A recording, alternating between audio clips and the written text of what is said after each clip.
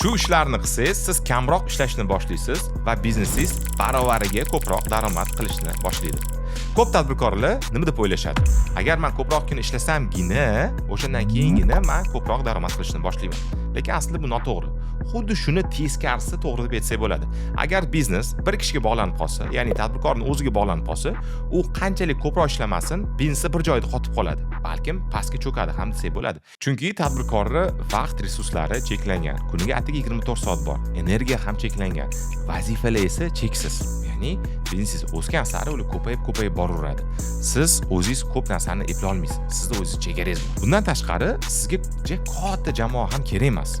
Sizga birinchi navbatda to'g'ri jamoa kerak. Ya'ni ko'p odamlarni ishga olib qo'yib, ularga vazifalarni taqsimlamasdan, ularning ishlarini bo'lib chiqmasdan siz ularni ishlatadigan bo'lsangiz, sizda unda katta lekin befoyda jamoa bo'ladi. Undan ko'ra siz kamroq jamoani saqlab, lekin ularga aynan o'sha kerakli odamlarni saqlab va ularga ishlarni taqsimlab to'g'ri boshqaruv orqali siz kamroq odam bilan ko'proq ishni ham hal qila olasiz. Men oxirgi 5 yildan beri bizneslarni tizimlashtirish bilan shug'ullanaman. Bundan tashqari Turgunov konsalting jamoamiz bilan 25 tadan oshiq loyihalar qilganmiz. U loyihalarimizni biz birinchi navbatda tadbirkorga operatsiyonkadan chiqishga yordam beramiz. Agar siz haligacha operatsiyonkada maydalashib yurgan bo'lsangiz, har bir ishga aralashib, o'zingiz ko'p ishlarni qilib, har bitta narsani shu detallarigacha tekshirib yurgan bo'lsangiz, unda bitta xabarim bor. Bunaqasi ko'p davom eta olmaydi. Siz charchab qolasiz va energiyangiz tugab qoladi. Operatsiyondan chiqish kerak, lekin to'g'ri yo'llanma chiqish kerak. Bu video aynan siz uchun, chunki bugun sizga ishlarni taqsimlash haqida, reglament tuzish haqida, organizatsion struktura tuzish haqida bugun gaplashamiz va sizga aniq, dadil biz usullarni beramiz. Birinchi o'rinda biz o'zimizga bitta savolga javob berishimiz kerak. Nega o'zi ishlarni taqsimlashimiz kerak? Undan oldin buni ko'p gapirib ketgan bo'lishim mumkin, lekin siz mana shu savolni endi o'zingizga berib ko'ring. Siz o'zingiz har bitta ishni qiladigan bo'lsangiz, qanchagacha sizni kuchingiz yetadi? Misol uchun, aytaylik, sotuv bo'limini olaylik. Siz o'zingiz sotuv bo'limida ishlab kelyapsiz va har bir sotuvni o'zingiz qilyapsiz. Endi siz biznesingizni 10 barobar kengaytirmoqchisiz. 10 barobar kengaytirish degani bu 10 barobar ko'proq sotuv qilishingiz kerak degani. 10 barobar sotuv ko'proq qilish degani bu 10 barobar ko'proq yangi mijozlar bilan gaplashish degani. Zo'r. Mana hozir aytaylik, kuniga o'rtacha siz 10 ta mijoz bilan gaplashib kelayotgan bo'lsangiz, bundan buyon siz 100 ta odam bilan gaplashishga to'g'ri keladi. Sizga savol, siz bunga ulgurasizmi? Katta ehtimol bilan yo'q, chunki 100 ta mijoz bu juda ham katta miqdor. Sotuv bo'lim qo'yadigan bo'lsak, o'sha 4 ta odam bu ob'yom bilan odatda ishlaydi. Endi boshqa ishlagan mashina o'girsak bo'ladi. Qatgacha sizni chegarangiz. Misol uchun, siz o'zingiz ishlab chiqarish ishlayotgan bo'lishingiz mumkin. Siz o'zingiz ta'minot bilan shug'ullanayotgan bo'lishingiz mumkin. Siz o'zingiz moliyachi bo'lishingiz mumkin. Yoki buxgalteriyani o'zingiz qilayotgandirsiz. Qanaqadir xizmat ko'rsatish sohasida ishlayotgan bo'lsa, o'sha xizmatni o'zingiz taqdim qilayotgan bo'lishingiz mumkin. Har bitta sohaga savol berib ko'rsangiz bo'ladi. Qaysi ob'yomgacha men o'zim bu ishlarni eplay olayman? Xo'p, 2-3 barobar ko'proq ob'yomni hozir balki eplay olasiz, zakazlar ko'proq bo'lsa. Lekin bu video aynan katta biznes qilmoqchi bo'lgan tadbirkorlar uchun. Ya'ni siz katta biznes qurmoqchi bo'lsangiz, bu katta ehtimol hozirgi holatingizdan ko'ra, aytaylik, bir 100-200 barobar kattaroq biznes haqida gaplashamiz. Ertaga siz o'z xohlayotgan nuqtangizga hozirgi usullar bilan katta ehtimol yetib bora olmaysiz. Katta ehtimol emas, aniq yetib bora olmaysiz. Sababi jismonan sizni resurslaringiz, sizni energiyangiz cheklangan. Eng zo'r xodim ham oddiy xodimni 2-3 barobar o'sha versiyasi bo'ladi. Ya'ni 2-3 barobar yaxshiroq, ko'proq, tezroq ishlaydigan versiyasi bo'ladi. Lekin eng zo'r xodim hech qachon 10 ta xodimda ishlay olmaydi. 100 ta xodimda, 1000 ta xodimda hech qachon ishlay olmaydi. Buni imkoni yo'q. U sifat jihatidan yaxshiroq bo'lishi mumkin bitta ikkita xodimdan ko'ra. Lekin baribir 5 ta 10 ta xodim bu ob'yomga chiqadigan bo'lsa, bitta zo'r xodim bilan eplay olmaydi. Eng zo'r xodim bo'lsa ham. Bu savolni albatta o'zingizga berib ko'rishingiz kerak va samimiy o'zingizga o'zingiz javob berishingiz kerak. Bundan tashqari, agar siz operatsionkada o'zingiz hamisha qiladigan bo'lsangiz va ishlarni taqsimlamaydigan bo'lsangiz, bitta katta muammo bor. Sizni bo'sh vaqtingiz bo'lmaydi.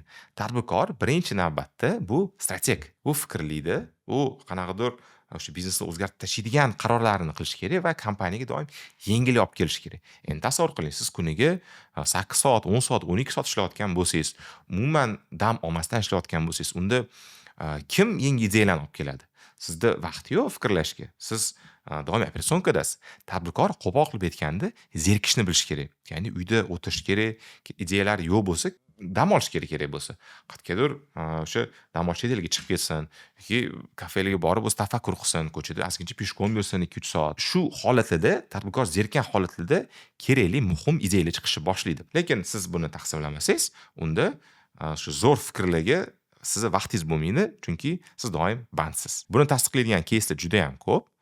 misol uchun bizada bitta retail do'konlar hozir yaqin kunlarda ishlashni boshlaganmiz. Ularda ham shu muammo bor edi.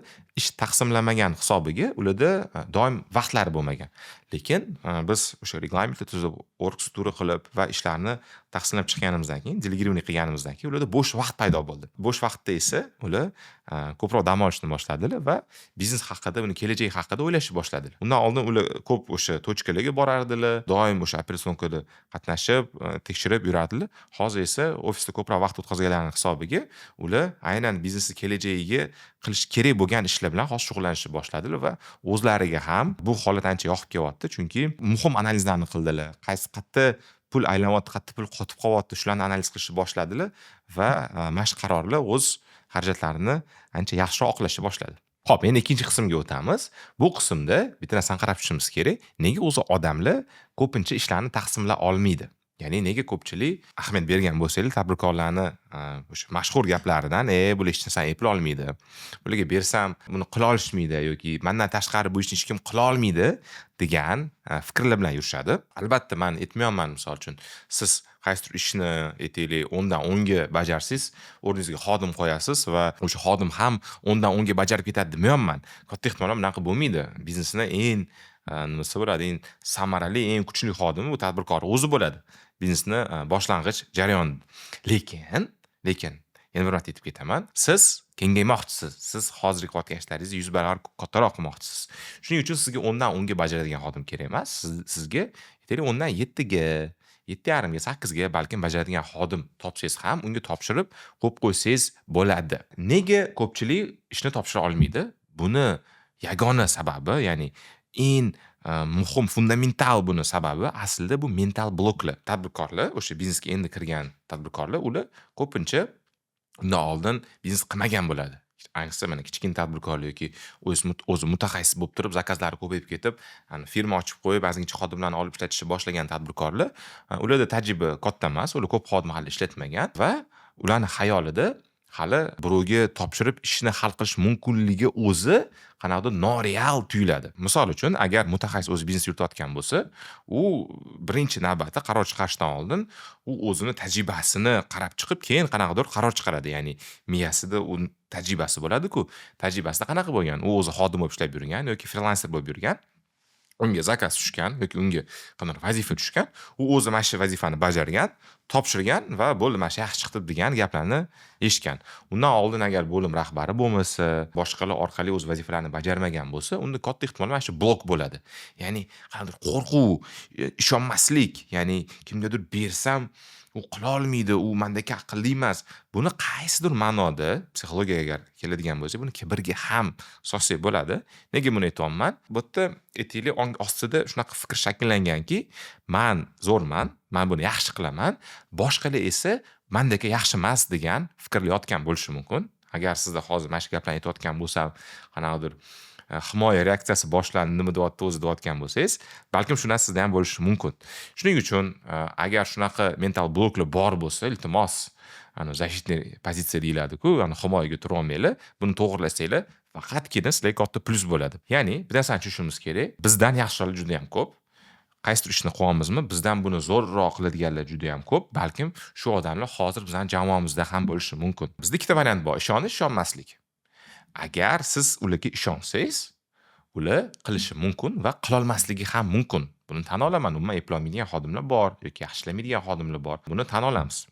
Lekin agar siz vazifani boshqa odamlarga ishonmasangiz, ular 100% buni eplolmaydi. Chunki siz shundoq ham bermadingiz-ku, vakolat bermadingiz, mas'uliyatni bermadingiz. Buni sinab ham ko'ra olmaysiz. Shuning uchun kerak bo'lsa, siz noto'g'ri odamlarga ham ishonib, ishlarni topshirib ko'rishingiz kerak. Ya'ni kuyib, keyin to'g'ri odam tanlashni o'rganasiz va sekin-sekin yaxshi xodim kelishni boshlaydi. Keling bitta analogiya keltiramiz. Mana aytaylik, sizda 5 ta 10 ta odam bordir, mayli 100 ta odam bordir. Dunyoda 10 mingta, 20 mingta, 100 mingta xodim ishlaydigan kompaniyalar ham bor-ku. Endi savol berib ko'ring o'zingizga. Qanaqa qilib bular ishlayapti? Ya'ni qanaqa usullar orqali ular shuncha odam ishlatyapti? Agar siz kichkina miqdorda xodimlarni boshqara olmasangiz, qanaqa qilib bunda siz 1000 kishilik, 2000 kishilik katta kompaniya qurasiz? Yoki katta kompaniya qurish aytaylik, bu yiliga bir necha 100 million dollar оборот qilishdir. Balkim nasib qilsa siz milliardniy kompaniya bo'lardingiz-da, lekin buni jamoasi juda ham qilish qiyin va shuning uchun siz ertami kech odamlarga ishonib, ularga ishni topshirishni boshlashingiz kerak bo'ladi. Bu yerda qanaqa tavsiya berib keta olamiz? Mental bloklardan qutulishni yagona yo'li bu odamlarga ishonishni boshlash, ularga ishni topshirib qo'yib, jarayoniga aralashmaslik. Ya'ni siz ishni topshirganingizdan keyin muhim narsa natija bo'yicha keyinchalik gaplashish. Ya'ni unga vazifa beryapsiz va yakuniy natijani berishingiz kerak. U ishni bitirib qanaqa natijaga erishish kerakligini aytasiz, lekin qaysi yo'l bilan bu ishni qilishni aytishni men tavsiya etmayman. Ya'ni, misol uchun biz bitta odamni olyapmiz, A nuqtadan B nuqtagacha bitta ishni qilish kerak. Qaysi yo'l bilan borishni men odatda o'sha tadbirkorlarga, menejerlarga aytishni tavsiya etmayman. Adan Bgacha borishingiz kerak, yo'lni o'zingiz tanlang. Biz oldin mana shunaqa yo'llarni ishlatganmiz, mana shu biz natija bergan. Qaror o'zingizda. Eng muhimi B nuqtaga eson-omon yetib olishingiz kerak. Mana shu natija o'sha B nuqtada sizni kutib turgan bo'lishi kerak. Bo'ldi. Qanaqa deadline? Qanchada mana shu narsaga erishasiz? Kelishasiz. 1 hafta, 2 hafta, 1 oymi, 1 yilmi, farqi yo'q. Bo'ldi. O'sha orada so'rab turishingiz mumkin, lekin eng muhimi oxirida tekshirib olasiz, o'sha natijalar bormi. Agar siz jarayon kelishadigan bo'lsangiz, katta ehtimol bilan natijalar yaxshi bo'lmaydi. Bu muammoni keysda tasvirlab beraman desam, buni o'ylab qarasa, keyslar juda ham ko'p ekan. Ya'ni har bitta kichkina o'sha ko'rgan tadbirkorimda mana shu mental blok bor. Misol uchun, men sizga bittada hozir 10 ta, 15 ta keys, 20 ta keys ayta olaman. Umumiy qoidani eslab qolganingiz muhimroq. Bu yoqda. Ya'ni tadbirkor oldimizga keladi, shu biznesni o'stirmoqchiman, nima qilishni bilmayman, qanaqa qilib marketing qilishni yoki sotuvni oshirishni bilmayman deydi-da. Keyin komandasini ayblaydi. Komandam yomon. O'zida mana shu blok turgan bo'ladi. U o'zining xodimlariga ishonmayapti. O'zining xodimlari shuni qila oladi, epla oladi deb o'ylamayapti. Shuning uchun mana shu umumiy qoidani eslab qolganingiz sizga ancha muhimroq. Misol uchun, bitta tizimlashtirgan loyihamizda biz biznesni ta'sischilar bilan ishlaganmiz. Ular ko'pincha o'sha bo'lim rahbari lavozimlarida ishlashardi. O'ta 4 ta ta'sischi bor edi va ularda sotuv bo'lim bilan ko'p muammolar bo'lardi. Chunki sotuv bo'limida bitta rahbar qo'yilmagan, bittada 4 kishi boshqaryapti. Bu muammoni ko'rib, biz bittada yechimlarni taklif qildik. Birinchidan KPI oyligini joriy qilishimiz kerak. Ikkinchidan biz bo'lim rahbarini belgilashimiz kerak. Agar buni qilmasak, 4 ta odam boshqara olmaydi. Ya'ni hammadan har xil buyruqlar kelaveradi. Va shundan keyin bitta bo'lim rahbari belgilandi. To'g'ri KPI oyliklar joriy qilindi va qarashsa, ularning ishtirokchisiz ham o'zi bo'lim o'sha o'zining ishlarini qilishni, sotuvlarni qilishni va kassaga pul tushirishni davom etadigan bo'lib chiqdi. 3-qismga o'tamiz. Bu yerda qaysi ishlarni topshirish kerakligini aniqlab olaylik. Ya'ni buni tan olishimiz kerak. Qaysi ishlarni birinchi navbatda topshirgan yaxshi, boshqa ishlarni esa keyinchalik topshirsa ham bo'ladi. Biznesda qiladigan ishlarni ikkita toifaga bo'lsa bo'ladi. Birinchi toifa bu doimiy qilinadigan ishlar va katta qiymat olib kelmaydigan ishlar. Ikkinchi toifa esa bu qachon qilinishi noma'lum bo'lgan, ya'ni bir marta balkim qilinadigan ishlar deganimiz to'g'riroqdir va katta qiymatli ishlar. Birinchi toifadagi ishlarni tadbirkor qilmasligi kerak. Ikkinchi toifadagi ishlarni esa aynan tadbirkor qilish kerak. Endi keling misol qilib keltiramiz. Birinchi toifadagi ishlar bu ular qayta takrorlanadigan ishlar, ular operatsiyonkaga bog'langan ishlar va ularni har kuni yoki har hafta qilish kerak bo'lgan ishlar. Misol uchun biznesingizda ishlab chiqarish bo'limi agar bor bo'lsa, siz ishlab chiqaruvchi bo'lsangiz, o'sha stanokni o'z tepasida turish. Siz buni doim qilishingiz kerak va uni qiymati unchalik katta emas. Siz misol uchun stanokda zo'r bosib tursangiz, sizda biznesingiz tez bunaqa kengayib ketmaydi. Yoki sotuv bo'limi deylik. Siz agar o'sha B2C da bo'lsangiz, do'koninizda bo'lsa, do'konda o'zingiz sotuv qilishingiz bu juda katta qiymatli ish emas. Siz maksimum bitta ikkita sotuvchini ishini qilayotgan bo'lasiz. Va hokazo. Buni davom etib ketaversak bo'laveradi. Ya'ni bular juda ham katta qiymat olib kelmaydi. Lekin bizda bir marta qilinadigan ishlar, ular juda ham katta qiymat olib keladi. Misol uchun, biznes strategiyasini qilish. Qaysi yo'nalishdan ketamiz? Qanaqadir muhim xodimni ishga olish. Siz aytaylik, xodimni ishga olmoqchisiz, u bilan alohida ujunga borib, uni ko'ndirib, kelishib, o'sha marketologni o'z biznesiga olib kelyapsiz. Bu bir marta qilinadigan ish, uni bitta qilib, misol uchun 4 yilga balkim bu vazifadan qutulishingiz mumkin. Misol uchun, biznesni yangi lokatsiyasini topish. U o'sha lokatsiyada joy ochasiz va biznesingiz xudo xolisa o'sha yangi filiali bo'ladi, 5-10 yil o'sha yerda kamida ishlaydi va hokazo. Ya'ni farq tushunyapsizlar, bu ishlar bir marta qilinyapti, lekin o'sha qaror qisqa vaqt olishi mumkin. O'zi aslida 1 soat, 2 soat uni qilib, o'sha qarorni chiqarib qo'yishingiz mumkin, lekin gap vaqtida emas, gap uni qiyinchiligida. Uni misol uchun aqlli odam qaror berishi kerak, o'sha biznesni zo'r tushunadigan va riskni o'z bo'yniga oladigan odam, o'sha xatosi bo'lsa o'z cho'ntagidan pul to'laydigan odam qilish kerak va u qaror juda ham katta qiymat olib keladi. Mana shu ishlarni tadbirkorning o'zi qilishi kerak. Va ahamiyat bergan bo'lsangiz, bir marta qilinadigan qarorlar uchun, bir marta qilinadigan ishlar uchun odamda bo'sh vaqt bo'lishi kerak. Chunki u kutilmagan vaqt bo'lib qolishi mumkin va uning uchun noldan o'ylab topib, zerikib qanaqadir yangi nasl haqida o'ylab yurgan bo'lishingiz kerak-da. Agar siz birinchi toifadagi, ya'ni qayta takrorlanadigan va qiymati kichikroq bo'lgan ishlarni doim qilib yurgan bo'lsangiz, unda ikkinchi toifada ishlarga sizda umuman vaqt bo'lmaydi. Misol uchun biz bitta tadbirkor bilan ishlaganmiz.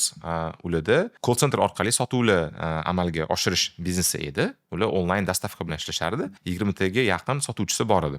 Va o'sha sotuvchilar bilan doim ishlab yurardilar. Ular bizga kelganlarimizda o'sha tizimlashtirish bo'yicha konsultatsiyaga kelganlar va ulardagi muammo bo'sh vaqtlari yo'qligi va juda ham ishdan charchab qotganligi bo'lgan. Keyin biz ishlarni bitta yozib chiqqanmiz. Qarasak, ular 3-4 ta xodimning o'rniga o'zlari ish qilayotgan ekanlar. Ular leadlarni, ya'ni mijozlarni internetdan oladigan bo'lsa, o'sha internetda yoziladigan matnlarni o'zib yozib yurganlar. Keyin internetga reklamalar yoqiladi, qayerda qo'yilishini o'zlari tanlab yurganlar. Va mana shu ishlarni o'zi kuniga bir 4 soat vaqtlari olayotgan ekan. Chunki buni har kuni qo'yib yurganlar. Keyin aytdim, bilasiz, buni boshqa odam qila oladi, buni boshqa odam topshirsa bo'ladi. Boshqa odam topshirib ko'ring, sizda ancha mana kuniga o'sha yozib chiqdi, 4 soat vaqt mashina olyapti. Boshqa odam ham buni qila oladi. O'sha 4 soatingiz bo'sh edi deb kelishganmiz. Bir haftadan keyin kelganlar, o'sha ishlarni boshqalarga topshirganlar va kuniga yo'q joydan 4 soat bo'sh vaqt paydo bo'lgan. Undan keyin esa ular yangi mahsulotlarni joriy qilishni o'ylab yurganlar. Yangi mahsulotlarni joriy qilib, o'z o'sha bizneslarini, daromadlarini oshirganlar. Hamma mana shu ma'lumotlardan keyin sizda bitta savol tug'ilishi mumkin. Bo'pti, Ravshan, ko'ndirding. Bu ish muhimligini tushundim. Ishlarni taqsimlash kerak ekan. Nima qilishni aytding, lekin qanaqa qilishni aytmading deyishingiz mumkin. Shuning uchun biz 4-qadamga o'tamiz. 4-qismda esa bizda o'sha ishlarni qanday topshirish bo'ladi. Birinchi navbatda biz vazifalarni yozib chiqishimiz kerak. Ya'ni biznesimizda qilinadigan asosiy vazifalar. Ularni o'sha management terminida biznes protsess deyiladi. Ya'ni siz biznesingizda nechta eng muhim biznes protsess bor. Soddaroq biznes bo'lsa ham kamida 10-15 ta bo'ladi.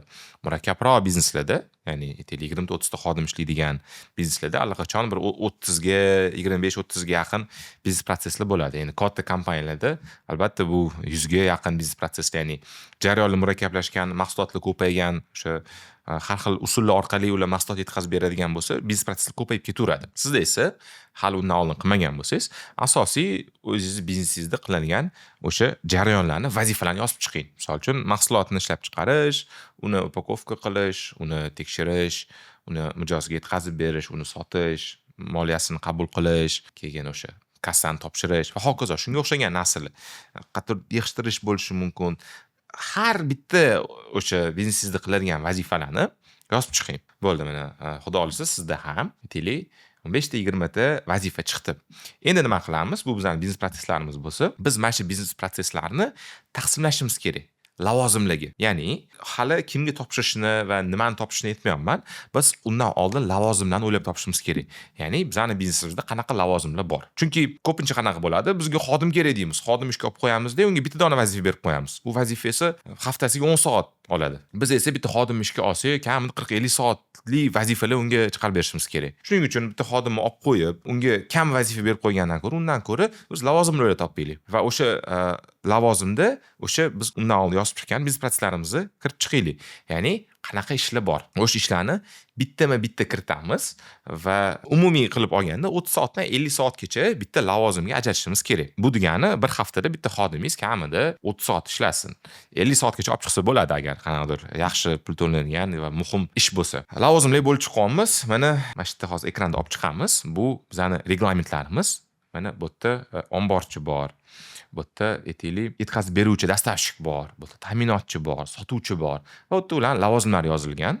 O'sha lavozimlarda esa bu reglamentda u yerda qiladigan mas'uliyatlari, o'sha ishlari yozilgan.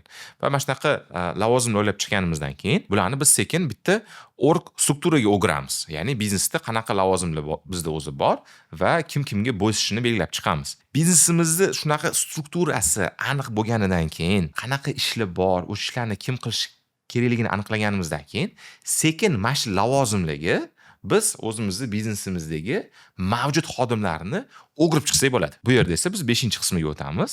5-qismi kimga ishlarni topshirish kerak. Xo'p, ishlarni odamlarga taqsimlayotganingizda birinchi navbatda qarorni o'zingiz taxmin qilib ko'rasiz. Albatta, misol uchun, siz mana 4 ta 5 ta lavozim o'ylab topsiz. Sizda dastavshik bor, operator bor, ishlab chiqaruvchi, sotuvchi bor. Siz taxmin qilib chiqishingiz mumkin. Mana bu lavozimga mana bu ko'proq to'g'ri keladi, bu lavozimga bu ko'proq to'g'ri keladi va hokazo. Siz taxminlaringizni bitta joyga yoza olsangiz ham bo'ladi, o'zingiz qilishingiz mumkin. Lekin shunchaki xodimlarning oldiga borib, "Sen bugundan mana shu ishni qilasan" deyishni men uncha tavsiya etmayman. Undan ko'ra biz qanaqa usulni ishlatamiz? Mana shu usulni mana shu syomka bo'layotgandan bir kun oldin ishlatganmiz. Xodimlarni yig'ib, ularga savol berganmiz. Mana bizda 4 ta lavozim bor. Mana shu 4 ta lavozimni mana ro'yxat ko'rib chiqsanglar bo'ladi. Mana bularni o'sha qaysi ko'rsatkichlarga ko'rib mana shu ish baholanadi va qaysi ishlarni qilish kerak. Ro'yxat turibdi. O'zingizlar tanlab olsanglar bo'ladi. Va ular tanlab chiqishdi, misol uchun. Bittasi aytdi, "Men mana bu lavozimni olaman." Ikkinchisi aytdi, "Menga mana bu lavozim ko'proq to'g'ri kelayotgan bo'lsa." Uchinchisi, "Menga mana bu to'g'ri keladi" dedi. Va eng qizig'i, ular o'zingiz tanlab chiqqan lavozimlar bizani taxminimizga 100% to'g'ri keldi. Ya'ni biz ularga mana shuni tanlab bergan, ular shuni tanlashdi. Lekin ular tanlaganning qanaqa foyda tarafi bor? O'zi tanlaganligi uchun mana shu ishni ko'proq xohlab qiladi. Siz tepadan tushib unga mana shuni qilasan desangiz, bu buyruqdek va nodemokratikdek tuyuladi. O'zi tanlaganida esa katta ehtimol bilan yaxshiroq ular qilib boradi. Xodimlarga ish topshirayotganida albatta siz ularni kuchli taraflarini inobatga olib, mana shu vazifalarni ularga topshirganingiz yaxshiroq.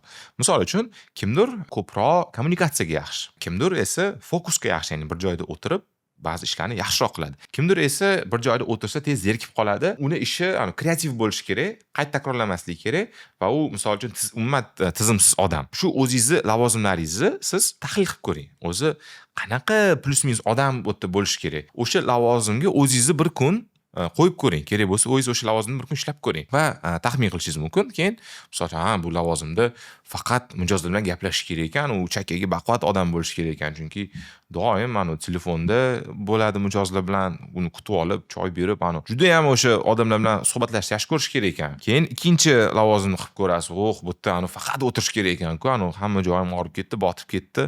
Buncha ancha sabrli odam kerak ekan deb taxmin qilasiz. Keyin o'zingiz xodimlaringizni yaxshi bilasiz-ku. O'sha taxmin qilayotganingizda, o'sha xodimlarga tarqatayotganda plus-minus xarakterga o'sha guli-gulga to'g'ri keladigan lavozimlarni tarqatasiz. Bunaqa qilishingizda, ya'ni mana shu 5 ta qadamdan o'tib, xodimlarga ishni taqsimlashingizda, sizni kutib turgan bitta ikkita shu suv ostidagi bitta toshlar bor. Ya'ni kutilmagan qanaqadir voqealar bor. Birinchi voqea bu balkim siz katta qismdan iborat bo'lgan o'sha xodimlaringizdan ayrilasiz. Ya'ni tizimlashmagan bizneslarda qanaqa holat bo'ladi? Misol uchun bitta tadbirkor biznesni ochadi, xodimlarni oladi, aytaylik bitta restoran ochdi. 20 ta xodimni oldi, lekin unda misol uchun ofitsiant anaqa emas, 20 ta oshpaz olib qo'ygan bo'lishi mumkin-da. O'zi tadbirkor o'zi o'sha buyurtmalarni berib yuborayotgan bo'ladi. Ko'pincha eski oshxonalarda bilsanglar, tadbirkor o'zi kassada o'tirgan bo'ladi, o'sha pulni sanab. Lekin oshpazlar ko'p bo'ladi. Bunaqa ishni taqsimlab chiqqaningizdan keyin sizda bundoq qarasangiz, ba'zi soatga o'girasiz-ku, qarasangiz soatga ko'ra xodimlar ish bilan band bo'ldi, lavozimlar yopilib bo'ldi, lekin sizda 3-4 ta xodim ishsiz qolib ketdi. Mana shu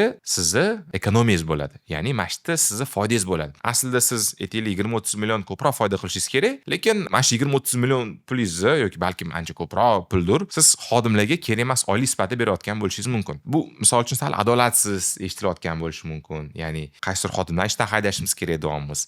Bu sal adolatsiz yoki yomon ishlashi mumkin, lekin bir tarafdan buni xodimning perspektivasidan ham qarab ko'raylik. U xodim ham foydali bo'lishni xohlaydi. Qilish kerak bo'lgan ishni qilishni xohlaydi va karyera bo'yicha o'sishni xohlaydi. Agar u ishsiz o'tirgan bo'lsa, siz uni karyerasiga hissa qo'shmoqchi bo'lsangiz, uni qo'yib yuborishingiz kerak. U ishlagani yaxshi, u qiymat olib kelgani yaxshi, shunda u kompaniyani kengayadi, o'sadi va karyera pog'onasida bitta o'sha teparoq pog'onaga chiqadi. Bu videoda men sizga ishni taqsimlashda kerak bo'ladigan ko'nikmalar haqida gapirdim. Ya'ni qaysi tarafdan bunga qarashingiz kerak, fikrlashingiz nima yetishmayotgan bo'lishi mumkin va o'sha mental bloklarni yechish uchun nimalar qilish kerakligi haqida gaplashdim. Lekin siz aytishingiz mumkin, mana reglament dedingiz, o'sha biznes protsess dedingiz, Ravshan, org strukturalar haqida gapirdingiz. Buni qayerda men batafsil ko'rishim mumkin desangiz, mana tepada havola chiqadi. O'sha yerda bizani batafsil olingan video darsimiz bor. Biz yarim soat ichida o'sha aynan reglament, org struktura, biznes protsesslar haqida gapirganmiz. Shablonlar ham berilib ketilgan. Shuning uchun o'shda ko'rishingiz bo'ladi. Bu videoni ko'rganingizdan keyin siz ikkita yo'ldan ketishingiz mumkin. Birinchi yo'ldan ketadigan bo'lsangiz, mana shu usullar orqali o'zingiz biznesni tizimlashtirasiz, delegirovание qilasiz, reglamentlar yozib, org strukturalar tuzib. Ikkinchi yo'l esa, bu narsaga agar navbatda vaqtingiz yo'q bo'lsa, siz mutaxassislarni jalb qilib, ular orqali mana shu ishlarni qildirishingiz mumkin. Endi qaysi yo'l kimga to'g'ri keladi? Birinchi yo'l biznesni yaqinda boshlagan va yoki anchadan beri boshlab turib yaxshi foydaga hali chiqmagan kichkina korxonalarga tavsiya etiladi. Misol uchun sizda aytaylik 5 ta 10 ta xodim bo'lsa va siz yaxshi hali foydaga chiqmagan bo'lsangiz, хотя бы oyiga misol uchun $10,000 sof foydaga chiqmagan bo'lsangiz, mana shu barcha aytilgan ishlarni o'zingiz qilishingiz tavsiya etiladi. Chunki bu etapda siz balkim o'zingiz qilganingiz sizga ham arzonroq, ham foydaliroq bo'ladi. Chunki hali sizda ob'yom juda ham katta emas va sizda bo'sh vaqtingiz ko'proq. Agar siz biznesingiz allaqachon yaxshi daromad topayotgan bo'lsa, o'zini biznes modeli bo'lsa, o'zini moliyaviy modeli bo'lsa va sizda tizimga tikishga o'zingiz moliyingiz bo'lsa, unda mutaxassislar orqali qilganingiz yaxshi. Chunki bu holatda siz sarmoyalaringiz o'zini oqlaydi va bu ishlarni agar o'zingiz qiladigan bo'lsangiz, ko'proq vaqt va pul yo'qotib qo'yishingiz mumkin. Shuning uchun siz, ya'ni kattaroq ob'yomda ishlayotgan bo'lsangiz, bu narsaga vaqt ajratmasdan mutaxassislar bilan qilganingiz yaxshiroq. Bu holatda biz o'z xizmatlarimizni taklif qilamiz. Turg'unov konsalting jamoasi 25 tadan oshiq loyihalarni amalga oshirgan. Biz turli xil sohalardagi bizneslarga reglamentlar, biznes protsesslar, proseduralar tuzib berganmiz. Bizning eng asosiy afzalligimiz, biz faqat IT kompaniya emasmiz. Ya'ni biz ERP tizimlar quramiz, lekin bizning yondashuvimiz menejment orqali. Ya'ni biz boshida biznesni o'z tizimini to'g'rilaymiz. Agar faqatgina biznesingizga programma qo'yib qo'yadigan bo'lsangiz, lekin xodimlarning orasidagi mana shu hujjatlarning orasida sizda bardak bo'ladigan bo'lsa, unda programmangizdan natija bermaydi va yaxshi qanaqadir tizim kompaniyangizda qura olmaysiz. Shuning uchun biz ham menejment taraflama, ham IT taraflama bizneslarni davolab kelamiz. Biz bilan bog'lanishda ikkita usuli bor. Birinchisi, ariza qoldirsangiz bo'ladi. Siz ma'lumotlaringizni to'ldirasiz, biz sizga aloqaga chiqamiz. Ikkinchisi, agar siz biznes egasi bo'lsangiz va hamma narsani ko'rib chiqib, to'g'ridan-to'g'ri bilan gaplashmoqchi bo'lsangiz, mani Telegram usernamem qoldirgan, menga to'g'ri yozsangiz bo'ladi. Sog' omon bo'linglar va albatta biznesingizni tizimlashtirib kengayib yuringlar.